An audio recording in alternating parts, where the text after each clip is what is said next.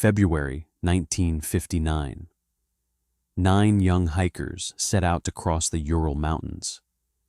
They were experienced, trained for extreme conditions, confident in their skills and in each other. They had done difficult expeditions before. They understood the cold. They respected the mountain. But the mountain did not respect them. I wasn't there. I never saw their faces in the snow or heard the wind that surrounded them. But every time I read the official reports, every time I look at the recovered photographs, I feel something I can't explain. It's as if the cold reaches through time, as if the mountain is still there, waiting. They carried maps, journals, cameras, food supplies, heavy winter clothing, everything necessary to survive temperatures far below freezing. The journey began like any other expedition. Slow steps through deep snow, breath turning to mist in the air, the steady rhythm of boots pressing into white silence. At first, nothing seemed wrong. They laughed, they took photographs, they wrote in their journals. The landscape was vast and empty, stretching endlessly in every direction. Just snow, wind, and forest. No towns nearby, no rescue teams within quick reach, just isolation. And then something shifted. The weather worsened. Winds grew stronger. Visibility dropped. Snow blurred the horizon until sky and ground became indistinguishable. Their path grew uncertain. Footprints disappeared almost as soon as they were made. The mountain seemed to swallow direction itself. Imagine walking for hours in that environment. Your legs heavy, your fingers numb despite layers of gloves. The cold not just touching your skin, but settling into your bones. That night, they set up their tent on a slope known as Kolat Shachol. In the local language, it translates to something unsettling. Dead mountain. They secured the tent. They prepared to rest. Outside, the wind continued its endless howl. Snow drifted against the fabric walls. Inside, 9 people lay down, exhausted but alive. The lantern light flickered.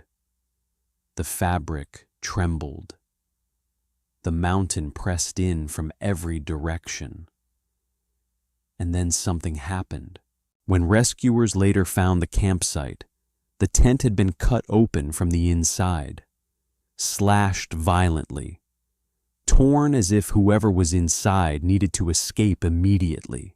They had left barefoot, some wearing only socks, some partially dressed, in temperatures that could kill within minutes.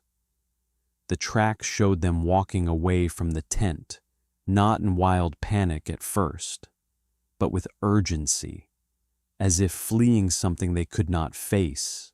There were no other footprints, no animal tracks, no signs of other humans, only the quiet trail of 9 people walking into darkness.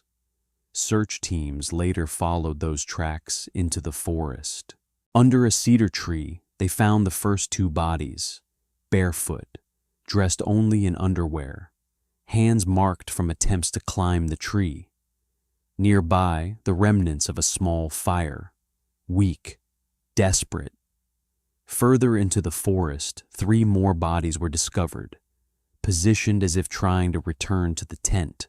Months later, when the snow melted, the remaining 4 were found in a ravine. And this is where the story becomes truly disturbing. These bodies showed severe internal injuries, crushed ribs, massive chest trauma, 1 skull fractured, but there were no external wounds that matched that force.